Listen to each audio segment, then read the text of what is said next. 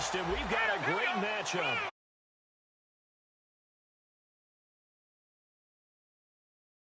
First carry for Ryan Matthews.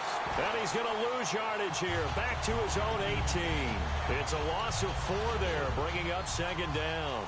As a guy carrying the ball, your eyes are going to direct your feet, and you're hoping they carry you to the open spaces. But it's awfully difficult at times because you have so many things you have to look out for. Where's the line blocking? Where's the traffic coming from? Tough to find open spots. This one brought in by Dorial Green-Beckham. A good pickup there of 20 yards. But that's what you're looking for when you want to throw the ball downfield. You want one of those guys who can play out on the perimeter, can play out wide, who can not only get open, but when they're covered, can uncover themselves downfield and create catches. Call it a gain of 4 on first, and that'll make it second down. And the tight end, Zach Ertz, is key in this offense as we get a look at the starters. Comes out of the factory known as Stanford, which keeps putting out tight ends. Zach Ertz, one of the better ones we've seen in recent years. And on the outside, they're playing press coverage.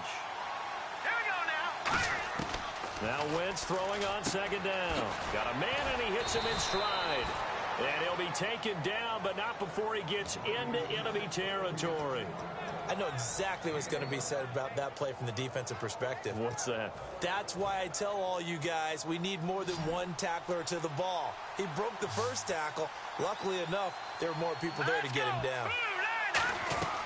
Wentz now on first down. Finding time. And Matthews over the middle with a grab. Give him 9 there on the first down completion. And that's one of his advantages of a passer, is it not? With his height, setting back there in the pocket, firing it over the middle, he can really see everything clearly. It is, and I know that other quarterbacks get it done different ways, all right? You don't have to be his height to make a great play. But what he does is he takes away having to make those slide steps in the pocket to find angles to throw the ball through. He just throws right over the top of it because he can see everything, and sometimes that saves time and gets the ball to a receiver quicker. 7 yards there, good enough to move the sticks. Would it be safe to say that as precise as routes are supposed to be run in the NFL, maybe they're not quite as precise in college ball? That's accurate, yeah. And I think we saw a college route in the NFL there. Just find the soft spot, find the dead zone, and find the first down. And that's what he just did. Complete on the right side to Green-Beckham. 7 yards, the pickup on the pitch and catch. And a good sign for them right now to have their young quarterback looking confident on the opening drive. Now, we haven't met a young quarterback, a veteran quarterback. It doesn't matter. We haven't met a quarterback yet that doesn't tell us he's confident about his abilities, right? That's true. But when you're young, it's really important to get off to a good start because it does build up that confidence and allows them to play better as the game goes on. Especially crucial here on the road. They got 2 of the 3 they needed there. It leaves them with 3rd and just a yard. Partner, we know today's NFL is really built around the guy throwing the football. But these short runs, they still pay dividends because they can take their toll on a defense and they can add up as the game goes along. You control the clock, you control the ball, and that way you often control the game. Well, they've had a great, impressive drive going here, and that pickup ensures the drive continues. And not only do you continue the drive, which is demoralizing for the guys on the defensive side of the ball right now, but you make your own defense happy. They're able to get a little more rest over on the sidelines while this one continues downfield. Into the red zone, Wentz. And he's got his man in stride, complete.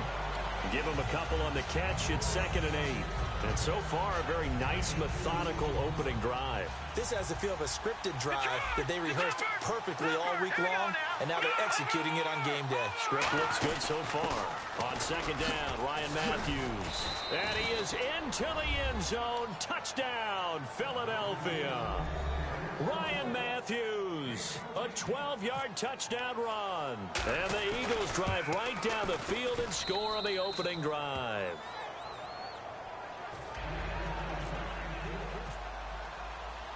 Now after the touchdown, it's Sturgis to send it away. That's fielded in the end zone. And he'll be brought down at the 23, make it the 24-yard line.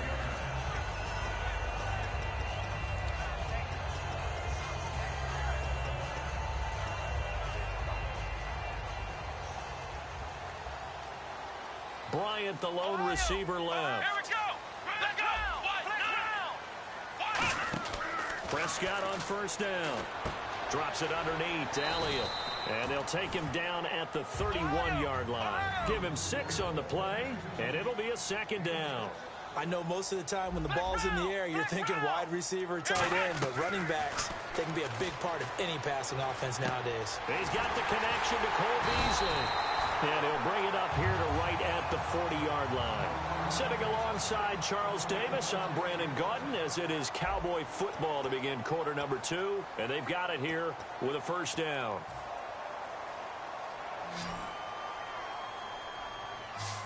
Let's go.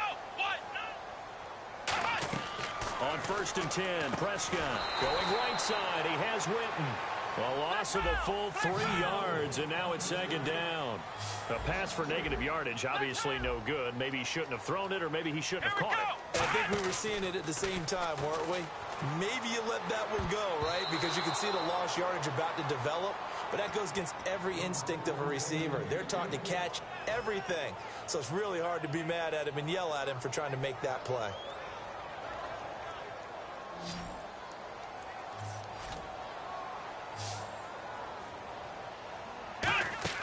Third and long for Prescott. Now they go screen. It's complete. And he'll be taken down at the 46-yard line. NFL teams last year a little under 50% on fourth down conversions. This is a bit tougher. 4th and 4. Here we go. They're indeed going for it. It's Prescott. Looking for his tight end, Witten, and it's intercepted. Picked off by Matt. There he goes right side. And he takes this one back into the end zone. And the Eagles defense gets a pick-6 TD.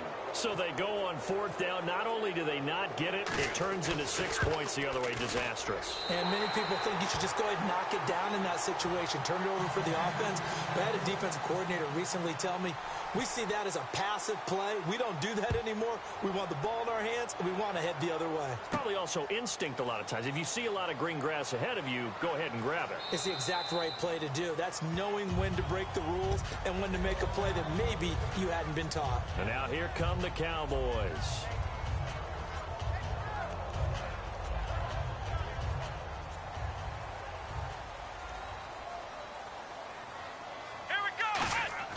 Back to it after the pick-6. Prescott over the middle, and it's incomplete. All right, as we sit here right now, let's look after Week 15 teams that are in. Seahawks clinching NFC West, NFC East Cowboys in, AFC West Raiders, and then, of course, the Patriots out of the AFC East. Who do you like? I tell you what, it's still hard for me to go against the Patriots, even though we know that Gronk won't play throughout the playoffs. They know how to adjust better than any team in football. But Dallas, I know people want to find a way to knock them out of this deal. I think that youth will be served for Dallas. And what Dak Prescott and Ezekiel are giving them, I think the rest of the team is feeding off of it. One team I didn't mention maybe that could make some noise. Who? I would say Green Bay, because they still have a chance to win the NFC North in a showdown possibly with Detroit in the final week of the season. The offense staying out there. They look prepared to go here on 4th and 10. They come out 5 wide, 3 of them to the right side. On 4th, they do snap it to Prescott. He's going to fire one into double coverage, and it's intercepted. Picked off by Rodney McLeod. And now offensively, Philadelphia coming back out. Earlier we discussed Carson Wentz in the quarterback position, but you know, unless something changes drastically, Philadelphia's going to end this year without a 1,000-yard rusher and without a 1,000-yard receiver. Yeah, and they want to make sure they really work on their offensive line. They've had a few injuries there and had to shift some guys around. They had a guy that they lost earlier in the season. It was a big part of what they do. And they also want to make sure that they have a running back that can stay healthy. And you know that that's not easily done in this league. But Ryan Matthews, if he does stay healthy, he's always a candidate to break 1,000 yards. Remember those days of LaShawn McCoy and Jeremy Maclin both going over 1,300 yards? They're looking for that again. Yeah, 2014, both of those guys over 1,000. And nothing doing. He's immediately taken down at the line of scrimmage. Back-to-back stops make it 3rd and 10. And it looks like we've got a dime set here defensively. 6 DBs in the game. In motion left here, Green Beckham. Now Ryan Matthews on 3rd down. No gain on the play there. A nice job defensively. And it likely forces a punt situation on 4th. One of the things I love about this game is there's a match of wits throughout the game.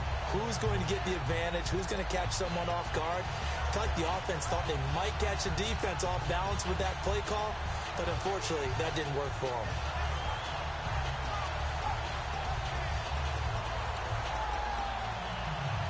And they're going to at least line up to go for it here on 4th down.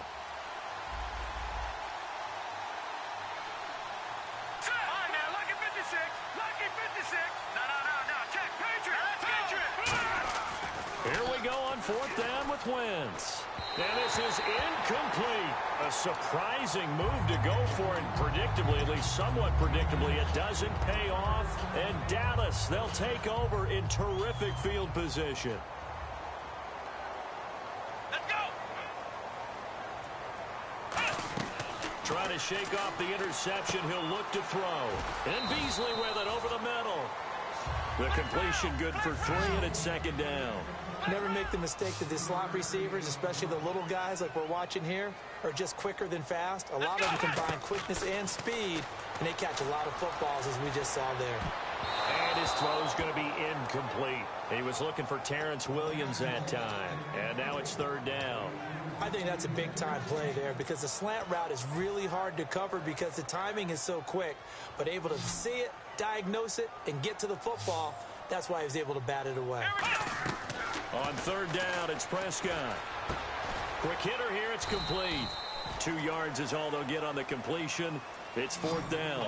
Feeling like they're not quite in field goal range yet. They're going to go for it on 4th.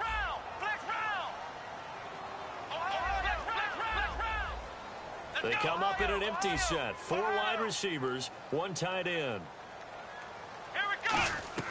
Prescott to throw on 4th. And that's caught by Beasley. And he will have a 1st down as they get him to the ground at the 37. I remember pregame when we were talking to him on the field, and he took his gloves off and showed us his fingers. A few misshapen ones in there, and now we know why, trying to catch those types of bullets. That was a dart. Yeah, even for a talented receiver, those are tough to hang on to. Obviously, a big play was needed, and you can see his eyes light up as he realized there's absolutely no one in front of him. And he takes off and goes a long way. Not only does he pick up a 1st down, but a big gain to boot. A 1st down throw for Prescott. Drops it underneath to Elliott. And he gets it inside the 10 to the 9. It's a nice pickup of 12 yards, and it gives him a 1st and goal. I'm going to show my age here a little bit. We used to talk about running backs catching the ball as safety valves. Nowadays, they're a big part of the passing offense. Quit acting like you're so old. You're only 65. And we've arrived at the 2-minute warning here in half number 1.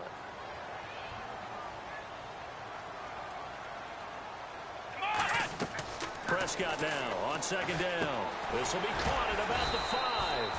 They get 11 back on that one. It leads to 3rd down. Obviously, this has not been a banner game throwing the football. So what you got to do, you got to kind of down focus, don't you think? Find the tight end, take some easier completions. The interception last drive there. He hits the reliable target. They come up in an offset eye. Defense likely and he will take it in for a Cowboy score. Ezekiel Elliott taking it in from 2 yards out. And the Cowboys have cut it to within a score. Well, they decided to run it in and got it done on 3rd and goal. A lot of times, that's a passing play. And the kicker just has to come out for the PAT. He can breathe a sigh of relief as well, right? Although I don't know if he's really breathing a sigh of relief. I think he likes to put 3 points on his ledger. That'll be taken in the end zone. And he's able to get it across the 20, but not by much, as he's marked down at the 21-yard line. The Eagles offense now, they head back on the field. And last time out, went for it on 4th down, turned it over, gave him great field position, turned it to 6 points, so they've got to recover here, Charles. It's amazing what one decision can do in the chain of events, right?